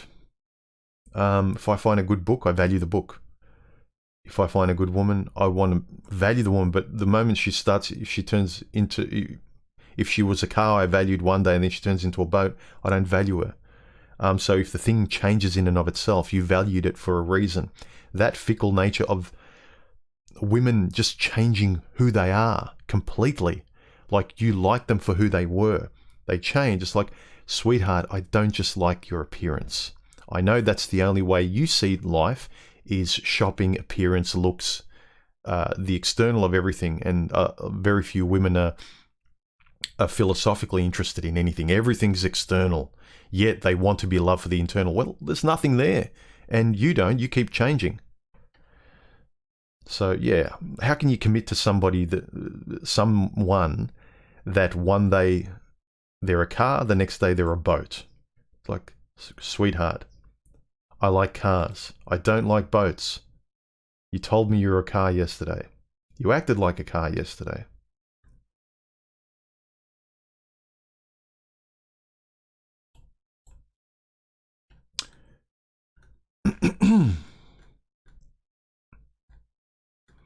Okay.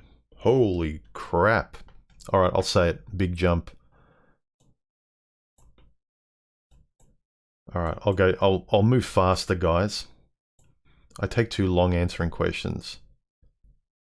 Human has some weird fetishes. Not that weird, come on.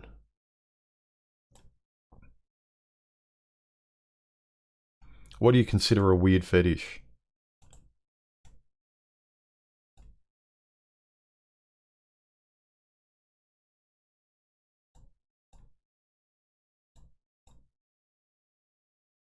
Oh, as in you think I'm weird because I like the bald look on myself?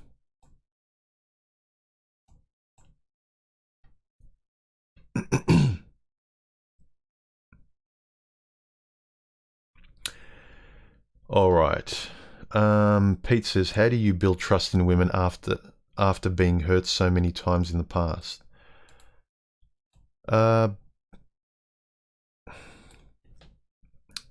Be around people non-romantically. Be around friends, and then socially, you'll encounter women and you'll be able to take them at a distance.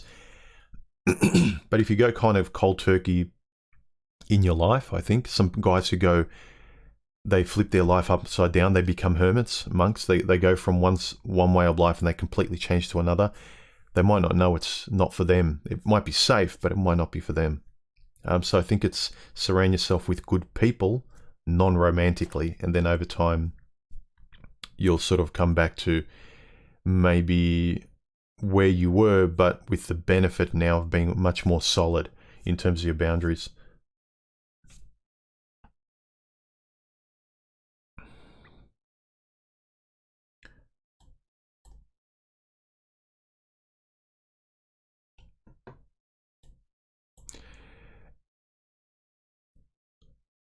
Imangs Glagleran, what do you think about ghosting? I use it as a strategy on women to avoid being a +1 commodity. Yeah, good way of doing it.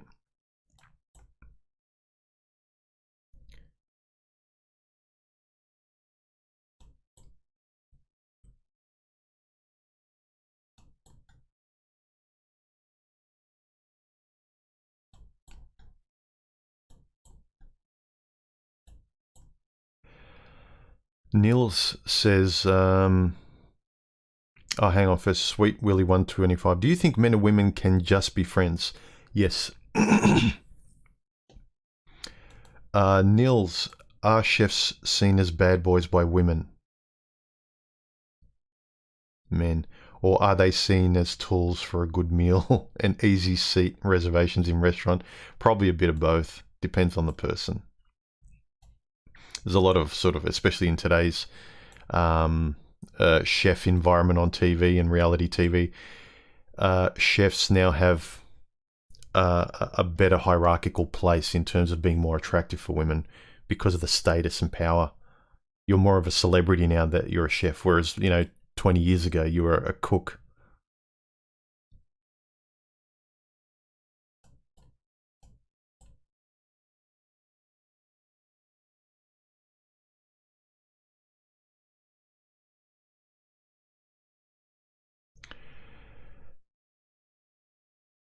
Yep, likes are free, everyone. Don't forget to hit the like button. Costs you nothing.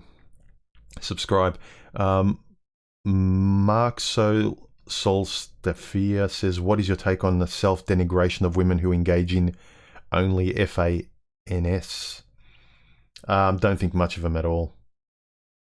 Just cam girls. It's kind of that end of the internet. They want to do it, that's fine. But it's sort of a look, I don't know, it's kind of become blurred now. Like, people used to sort of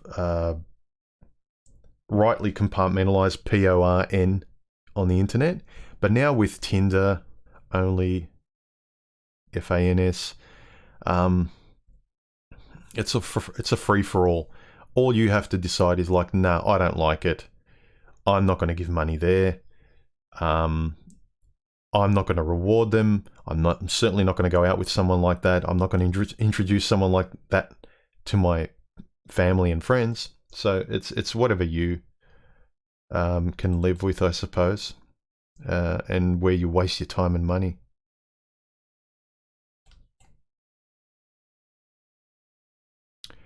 Some dude, human, would you consider another collaboration with Coltane? Definitely. Whenever I've spoken to Coltane, even in privately, he's a really cool guy. Definitely.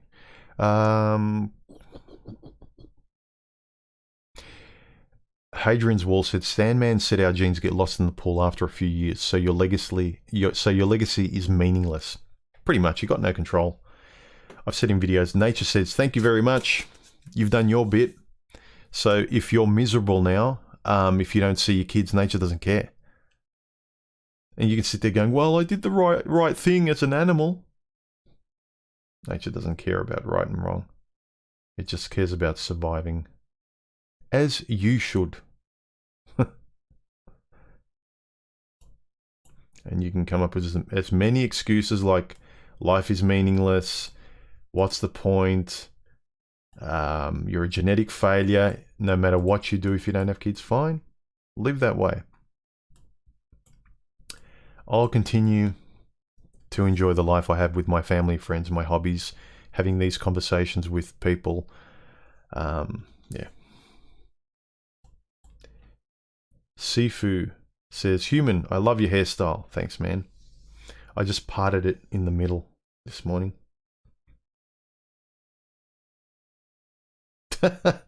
Carrie says, Donna and myself are going to practice having kids.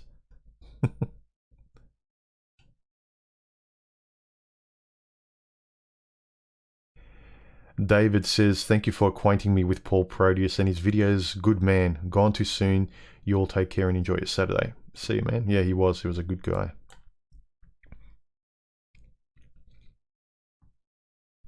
Black Magic 1087, human being a genetic failure isn't the point. Nature doesn't care, to be frank. Yep, I agree. It's just what I said. Nature scatters its seed upon the earth like a frog scattering its seed over its nest of eggs because it's a numbers game. Exactly. That's what I think.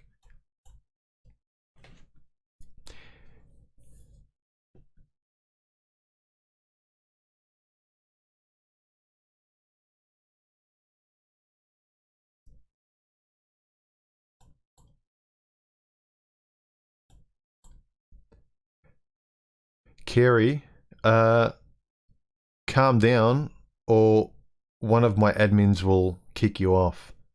He keeps saying, ladies, please find a woman for human. Why? I'm not in any rush.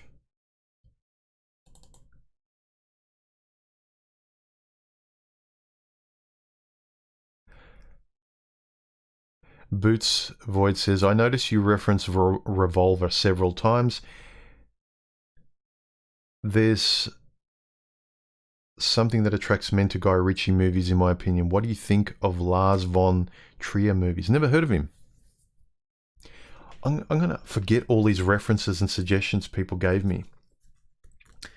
Some of you guys' suggestions that I said, good idea. I don't want to stop the stream, but email me. And I'll look them up, but I might forget them.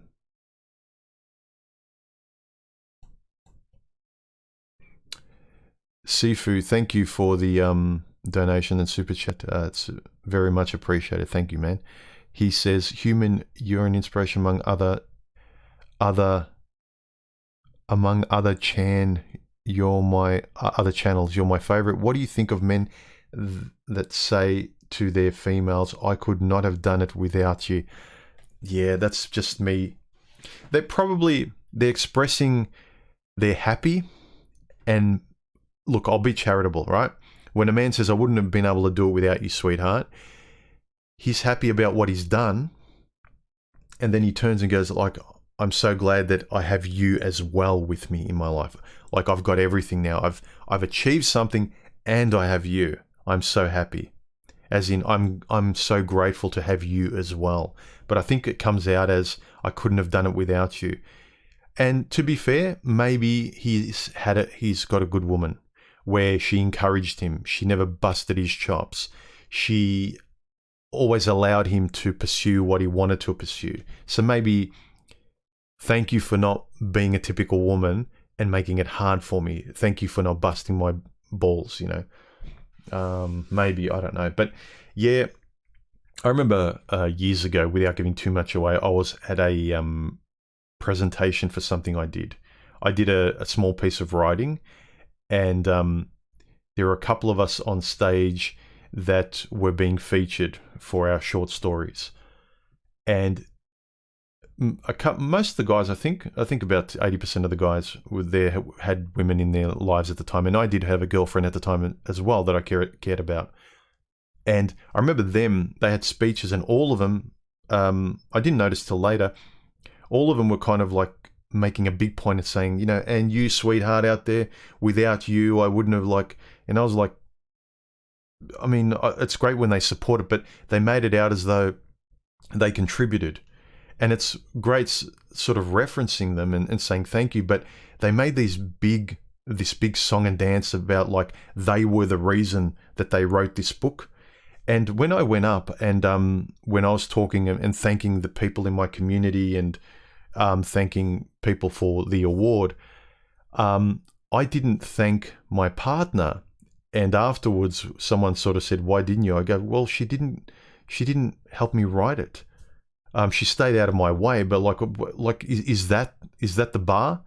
Like I'm so grateful because as a woman, you stayed out of my way. Like, unless she contributed, I wasn't doing it as a mean gesture, but she actually didn't help me at all.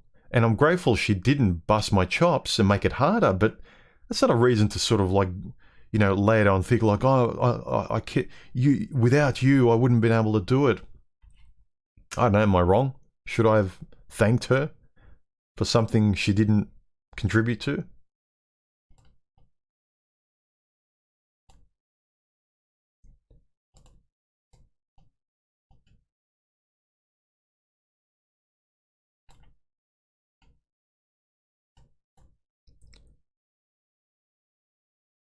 Ex-Mayist says, "Human, are you willing to talk to CBP?" I don't know who that is. I think it would be a nice clash of ideas. I don't want to have a debate. I don't know who CBP is. I don't want to have a boxing match. I get along with most people. I don't dislike anyone in the manosphere, because different guys need different men at different times, different voices. They need different messages. Like, a lot of people aren't going to get much out of me depending on where they are and what they need. Grey Matters, thank you for the donation. He says, "Came across you as a middle-aged guy, just what I needed when I needed it. Thanks for all you do." Well, thanks for supporting the channel, man. Thank you very much, Grey Matters. Sam Saylor, thank you for the donation. He says, "It's not human, it's the space he creates." Yes. It's not me blowing my own horn. I'm thinking in terms of all of us. The space we create is where our lives are at, with other people, how we value, how we think, we speak, our interests, how much we value ourselves, how much we put ourselves in that perspective. So in that respect, yes. Thank you for the donation too. Ah, cool. Mr. Highway starting to wield that wrench. Thanks, man.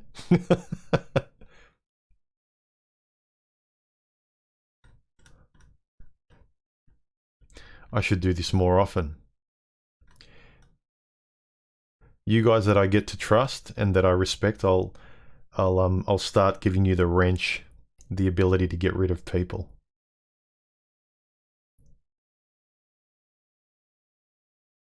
Yeah, big jump, I know.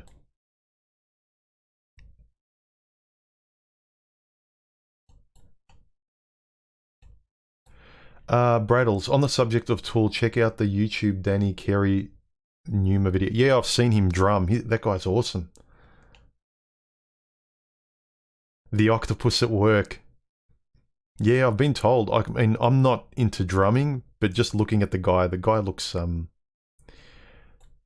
didn't Danny come from like a classical background? They got him into the band temporarily, and he just sort of stayed, and now he's become the front man of the band, so to speak.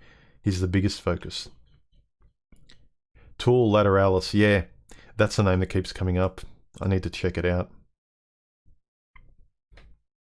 Alright, my coffee's finished. That's usually time for wrapping things up. Sifu, chicks want to rub your head, human. They just won't admit it. Yeah.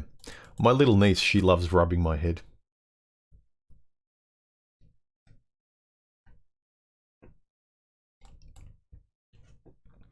Emengs Glaren says, "We can learn from Bukowski, Hemingway, etc. as examples. We don't have to live out like they did, exactly, just because we dig them. We reread many old favourites during our pestilence period with a 20-year-old sober lens is good." Yeah. All right. Let's see.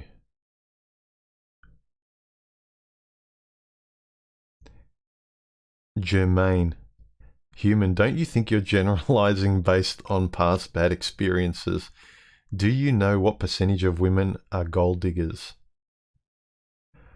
My empirical experience, and I'd suggest everyone, should be the first point you gauge your reality, because that's your experience. Then you weigh it up between what women say, what society says, what romance says, and then you start to sort of see these things don't match up. It's not just me, my friends experience the same thing. What women say versus what they do. This don't generalize argument, please. There's nothing wrong with generalizations. Generalizations are the middle of the bell curve. You know, it's where most of things are, where we can get an overall view of things. For instance, when you're selling cosmetics to women, you don't put a fat, ugly old woman in the ad. You put a beautiful, perfect-skinned, young, attractive woman. Now you can say, well, that's generalizing. Well, you know what works. You know generally what women will respond to. That's generalizing. But a lot of things that people say you can't generalize about, when they like it, they find it attractive, then it's perfectly okay to generalize in certain aspects. Philosophically speaking, either you can generalize if it tends to be true, or you can't, or you shouldn't. I'd say there's nothing wrong with generalizations where objectively in the middle of the bell curve they hold true. People that want the exception to swallow the whole, well, not all women. It's like, well, when the majority of women act a certain way, then you can say women tend to be like this. There's nothing wrong with that generalization, because it helps you calibrate your way around the world. So, is it fair that pit bulls have the reputation they have? But tell me, if you saw a pit bull off its leash running around, jumping in the street, you just calmly go, oh no, I can't generalize. I'll just walk calmly along the road and let it run towards me. Man, don't generalize with pit bulls. Anyway, let's get off that.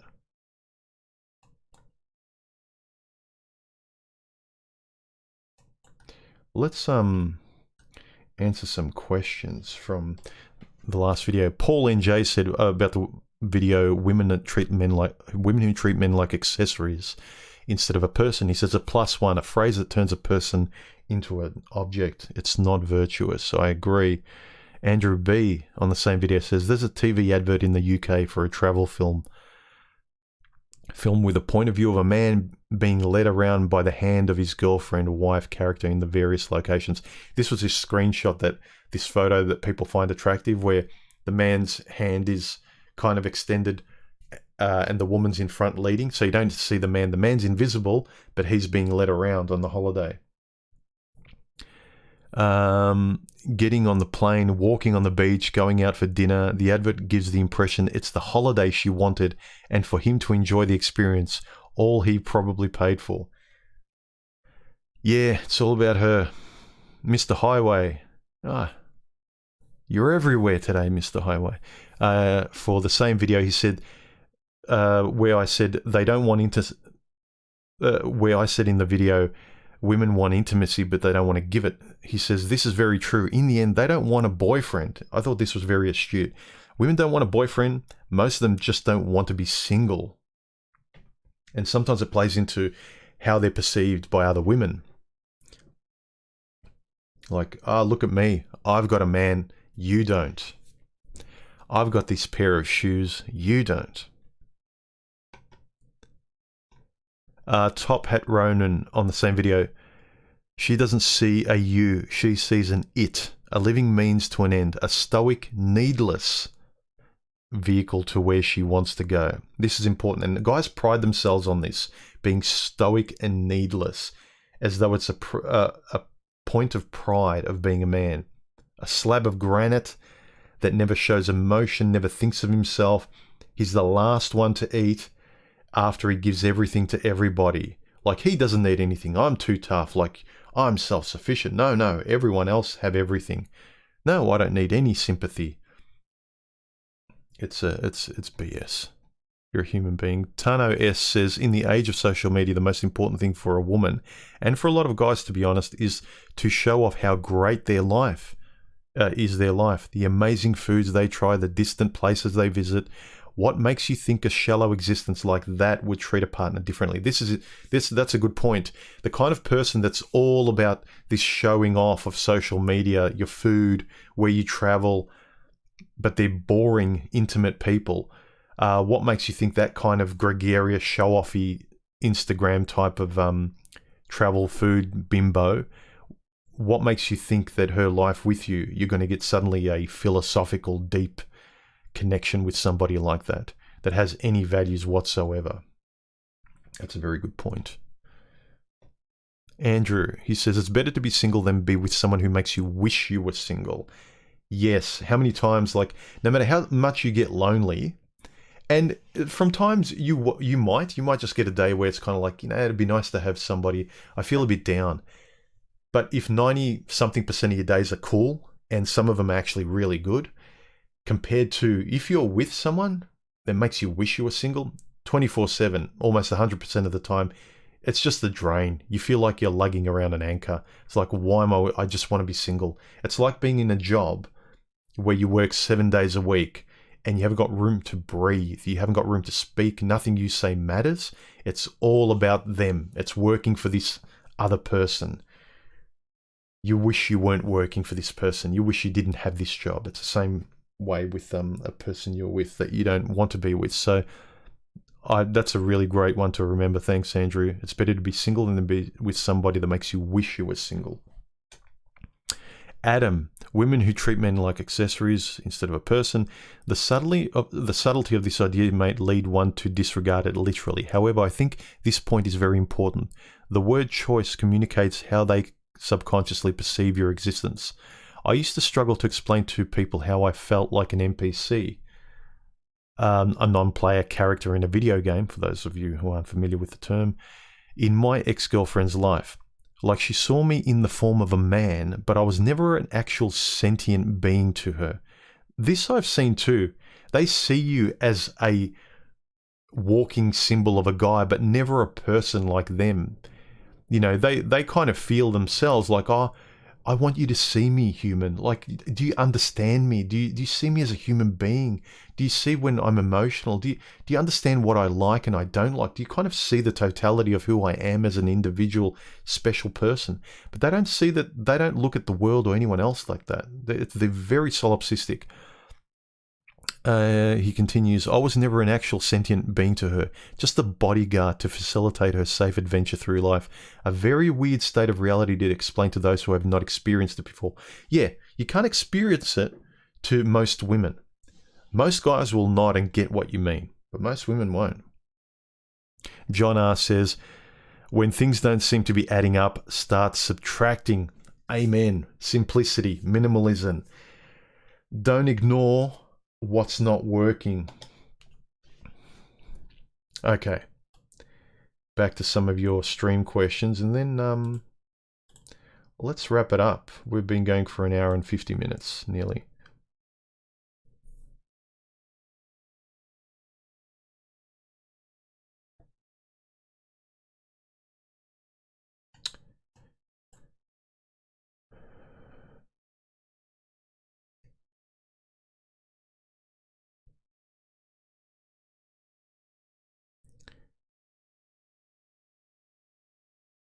Okay, any more questions, guys? We'll start to wrap it up if you've got no more. Don't forget to like, hit the bell icon, subscribe, all that stuff. That's free. Red Baboon says, thing is, human strikes me as someone who would be a good father. A few people have said that. If only I wanted kids. Sebastian says, hi human, last question. Do you see money as the removal of a wall to find real romance with more beautiful people? Do you see money as the removal of a wall? Probably, yeah. Because the more superficially beautiful someone is, that everyone would say, yeah, she's drop dead gorgeous, most of the time they don't develop much of their character growing up beautiful.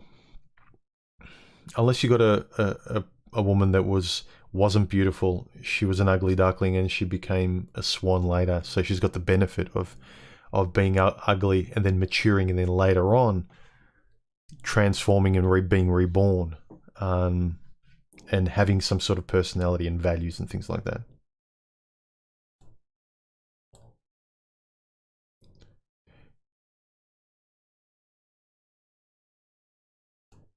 Okay. Danny says, is psychological projection getting more common, or am I just seeing it more? I think it's getting more and more common because people aren't developing their own philosophy. So they're trying to take from people. It's a world more of taking and there's less and less giving. Even conversationally. People are trying to win arguments, take, remove channels. If you can shaft someone anonymously and get something and then privately laugh and go, haha, look how I fooled them, look how I destroyed them. And psychological projection is a good way to get things. I've experienced it in the past with girlfriends where they'll project themselves onto me, but they're trying to gaslight me to make me feel deficient or shamed. But if you're interested enough in this stuff and you can objectively go, hang on, no one's ever said that about me. I don't see that as myself, but this person's actually coming to me like this. Let me see, is this true? No, this is actually your problem, not mine. Like as an example, I had an ex where one question I asked her at the start was, what's one thing you really dislike about guys? And she said, I don't like needy men. And I thought, great, I'm not needy. Turns out, she didn't want to give. So she didn't want a man who'd expect anything from her. But I'm not a needy guy. I don't expect a lot at all. But she wanted me to be attached to her, to sort of put her up on a pedestal and to run after her. But that was communicating. It's kind of tricky, but the more you sort of take a look at how people, the various ways in which people project themselves, and they might not even be aware of it, it can reveal what they're about. So in her case, she said she didn't like needy men. She didn't like a man needing anything from her. Because in a relationship, it was all about her. She didn't want you needing anything from her. But I thought, oh, great. You don't want a guy who's kind of like he's running after you and always jealous. And I was like, no, I'm a fairly relaxed guy. I don't really get jealous. I need my own space. Cool. We'll get along. No. It was a lot of projection on her part. Mark Stafir says, human, get more coffee and let's go one more hour. Would people, look, I might actually do that. I need to be somewhere in a couple of hours. And I need to maybe wash my car. I'm looking at her right now.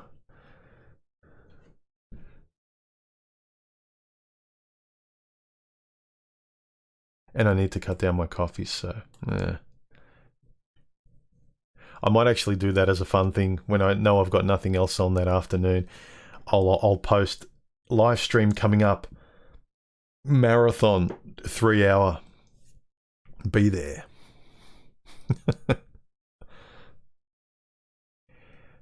Hydrostatic. No, Donna is not my ex.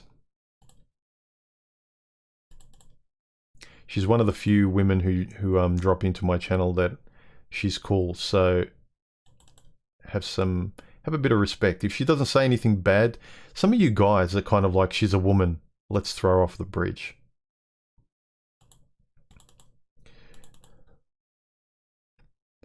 And a lot of us guys were kind of dismayed at the amount that most women don't try and understand guys, or at least don't bust our chops. Donna doesn't do it, so don't automatically judge her. She's cool.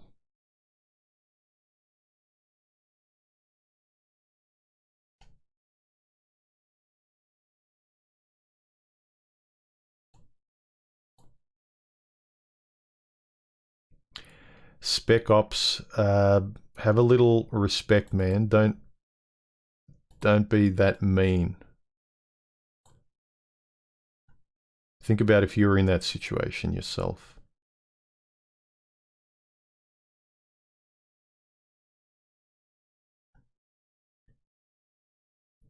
actually. If people are picking on you, Donna, I've just given you the wrench. Get rid of people who are abusing you.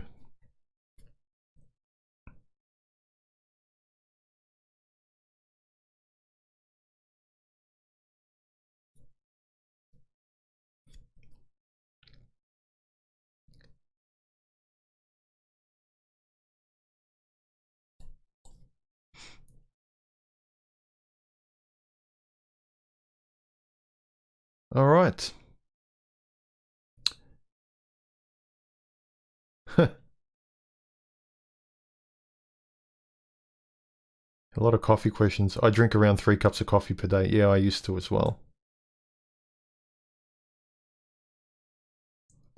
Yeah, I'm skimming through the questions, guys, so I don't know if people are joking or not, but I want people to sort of, I don't want people trolling. Anyway, that was a good one. My mouth is dry. It means I talked a lot. Thanks for dropping in and listening to me speak. I hope I answered some of your questions. A lot of good questions. A lot of interesting comments in the last video. It's always surprising. Sometimes I make a video and I'm not sure if it's going to actually be anything worthwhile. It's like, it's an interesting idea. But the last one actually resonated with a few guys, which is good. All right, guys. I'll talk to you soon. Enjoy the rest of your day, and I'll catch you in 1 or 2 videos in the following week and another live stream by the end of the week. Catch you soon. Bye.